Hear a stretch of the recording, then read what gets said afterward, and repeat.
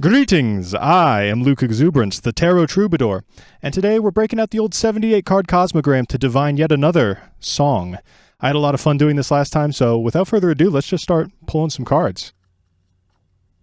Oh, we got a jumper.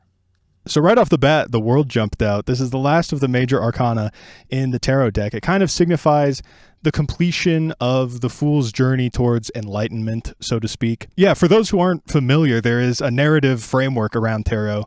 The idea that the very first card in the deck, the Fool, is an unenlightened person who experiences every card in the deck, eventually reaching the world and circling back to being a fool again. Essentially, the fool's journey is accruing enough wisdom to recognize that you don't know anything. But the last stop on the way there is the World card. This card is kind of about having enough wisdom and clarity to experience life in all of its manifest aspects, even the stuff we don't like so much. Kind of an interesting first card. I don't really know how we're going to write a song about this. And hey, maybe this is something you're experiencing in your own life. Maybe you've been feeling really grateful lately or something like that. I don't know. I kind of like the idea of these songwriting sessions doubling as a divination. I kind of mentioned this the last time we were playing with tarot cards, but I used to kind of frown upon occult insight, so to speak. You know, for most of my life, I kind of identified as a materialist, an atheist, a skeptic. I kind of just saw tarot as like randomly drawn cards, and the extent to which they reflected your experience was just coincidence, which is kind of funny because we don't actually use that logic in very many areas of life. Like if I were to go to Starbucks and order a grande double pump caramel brulee and the barista comes out and says double pump caramel brulee for Luke, I'm not going to be there like, oh, what a coincidence. There's another Luke in this store with the same order as me. In other words, the call is always coming from inside the house. So yeah, I think it's a good tool for like self-reflection and insight. I'm kind of paraphrasing here, but there was a British mystic named Dion Fortune who wrote something along the lines of, symbolism is to the mind what tools are to the hand, an extension of its natural capabilities. And yeah, shout out Dion Fortune. That's a banger of a bar. In other words, I agree. So let's go ahead and pull another card here.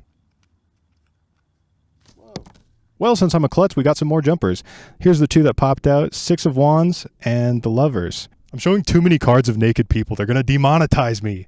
Just kidding. I don't make any money on here. If you want to support the channel, you can subscribe down below. How about that? This is really interesting. Let's start with the Six of Wands. This is a card of victory. I mean, look at this guy. He's practically leading a Roman triumph of the pagan days of yore. Actually, it's kind of funny. The card before this is the Five of Wands, which is sort of about misaligned values, conflict. It literally depicts a battle. So this is totally about like coming back victorious. And then the Lovers. I don't even really know what to say about this.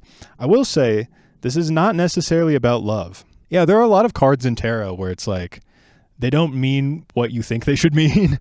I think the example everyone points to most often is the Death card. It's not actually about death. It's just about some sort of change happening. And I have to admit, this is not a card I've pulled very often.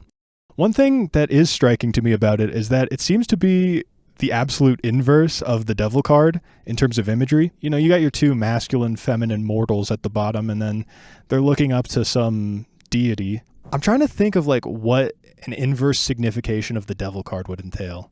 I know the Devil card very well. I pull it all the time because I'm a degenerate. Duh. The Devil is like addiction and obsession. You'd almost kind of want to say that this would be about sobriety or abstention, but that's more like the Temperance card. I almost kind of read this as a Vinny's shitty tattoo from the Jersey Shore, let go, let God. And you know, being a major arcana, it kind of goes with the World that we pulled earlier. Oh, and the similarities don't end there. Of course, they both got naked people on them. We've basically pulled out a nudist colony of tarot cards today. But seriously, if the World is accepting everything as it arises and seeing the divinity in that, this I read as devoting yourself to it. So there you go. We're writing another song about enlightenment on this channel. I guess that's a calling card of Exuberance Industries at this point. But obviously, we're going to refine this a little bit as we work on the song. And on that note, I think it's time to go back to the studio. All right, we're back inside. I've got Reaper open right here. I had to consult with the brilliant mystical minds of Reddit to remind me what the Lovers is even about. And it's a card about choice, which I feel pretty stupid about because I did know that. I knew that, but I just don't pull the Lovers often enough to have it reified in my mind. Anyway, in light of that, the whole reading kind of clicked for me. Yeah, I actually kind of realized that there's some meta commentary going on. This is a reading about our last songwriting session with tarot. Like, we have the World where we just like completed a fool's journey of sorts. We have the Six of Wands, where at the end of that journey we caught a massive dub, and now we have the lovers asking us what's next. Now, writing a song about writing a song is stupid, so I'm going to meditate on those feelings a little bit and hopefully come up with some more elusive lyrics. In the meantime, let's get this instrumental going. I feel kind of like writing a song with bass. We've never really generated a song from the bass guitar yet, so I'd like to experiment with that a little bit. All right, we've got the bass. The cool thing about starting on bass, I think, is that we could probably map out the whole song with just a few patterns. I have to admit, I'm in one of those eras where I'm not very inspired. Like anytime I pick up a guitar and write something, it just feels like there's something missing. So we're going to foray into Pablo Picasso's philosophy, which is to say, good artists borrow, great artists steal. But Luke, what will you steal? Well, I'm glad you asked, because I have like 5 songs that I want to just throw together in the Hadron Collider of creativity and see what happens. And of course, I'm going to list them as I go. So one of my favorite songs of all time, it's like on my song Mount Rushmore, is The 15th by the band Wire. I love the progression of that song.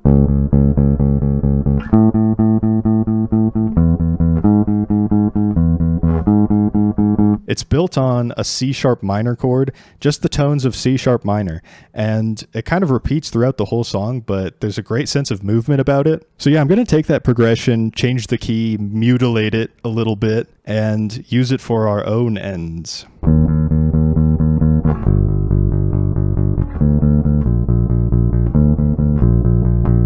It's really funny to start off with Wire because they're actually a very litigious band. Like in the 90s, they sued the shit out of Elastica for plagiarizing a riff. It would be so funny if they sued me. I have 155 subscribers on YouTube. Like, it would be like that Hard Times headline where it's like, when this kid got bullied for his homemade Metallica shirt, the band showed up to his school with a cease and desist.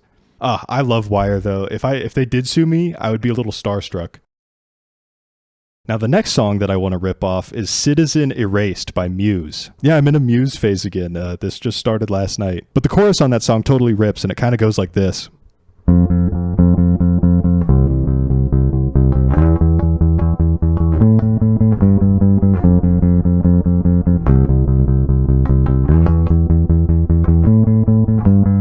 So I'm just going to transpose that to what we're working with, G minor. So there you go. We got an X chromosome from Wire and a Y chromosome from Muse. And now we're going to give our song a trisomy disorder by throwing in a 3rd chromosome from Sparks.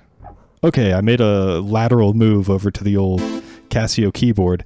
And like I said, I want to get some Sparks DNA in the mix here. The song I'm thinking about in particular is called Please Baby Please off their album In Outer Space. I love that song. It's such an enigma from a production standpoint. I have no idea what's going on with the keyboards on that song. Basically, the beat kind of drops and then the keys get really like frenetic. And I don't know if it's because they're playing it through an arpeggiator or if it's like sidechained or something. Did sidechaining even exist in the 80s? I have no idea. The thing is, sidechaining is the only way I can think of to imitate the sound on that song. So to do that, I'm just going to drone some notes over our bass line. Let's find like a nice like organ preset. Chapel organ. I kind of like the bitiness of this church organ right here. And you know, tarot is kind of known for its exoteric Christian imagery. Like this is pretty obviously just like the Garden of Eden. I think it's very apropos to have such an organ sound. Yeah, okay. Let's see. Let's try and plan this out a little bit.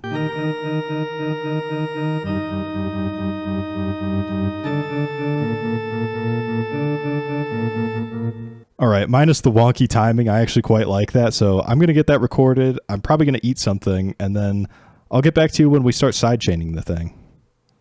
Okay, I lied. Not about eating. I did eat. Your boy ate well. But no, I lied about recording the organ and then sidechaining it. Yeah, I tried it out, and at least with the church organ, it sounded really bad. I don't know, maybe I'll give it another shot with a different organ preset, but the church organ was just far too airy, not enough bite to it. It wasn't as percussive as I wanted it to be. That being said, I did throw some drums together.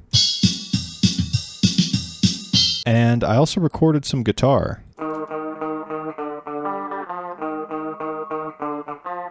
And altogether it sounds like this.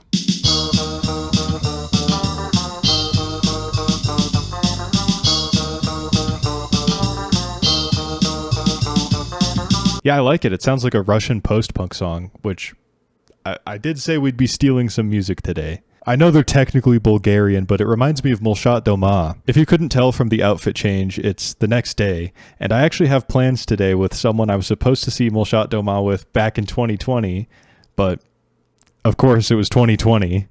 So sadly that didn't happen. But yeah, I'm recording this on Monday, October 20th, and I'm trying to get this video out by Tuesday, so I no longer have the luxury of time on my side. What that means is, if the upload date on this video says October 21st, 2025, I won. You see this? That's a portrait of me, bitch. But seriously, what it actually means is I don't have the time to do a line-by-line breakdown of all of my lyrics. Honestly, as it stands, I'm not even sure if I'll be able to get the organ and vocals done today. That being said, the chorus is definitely going to be about the Lovers card, and I had an epiphany regarding this card that furnished a more intuitive, personal connection with this card, because as we found out, it's about choices, and I was thinking about a mushroom trip I had once. I know. But my big insight from that trip was that there are only two emotions, love and fear, so perhaps the real choice is, will you love or will you fear? So that's the hippy-dippy bullshit that our song is going to be about. I guess there's nothing else to do but sing us out, so I hope you enjoy the song. Thanks for watching the video. My name's Luke Exuberance. If you're new here, you just joined my band, I would really appreciate if you stuck around by subscribing down below, and I'll see you next time. Also, I want to just shout out again the band Lungleg. I reviewed their album in the last video, and Annie Spandex, the guitarist, and Jane Egypt, the singer, both reached out to me on Instagram and said that I made a great video. That's the coolest thing that's happened on the channel thus far. They were so nice to me. What a lovely thing to have happened. I'm still totally gagged about it, as the kids say. So that was really cool. But I hope you enjoy the song. I'll make some cover art for this real quick, and I'll see you next time. Peace.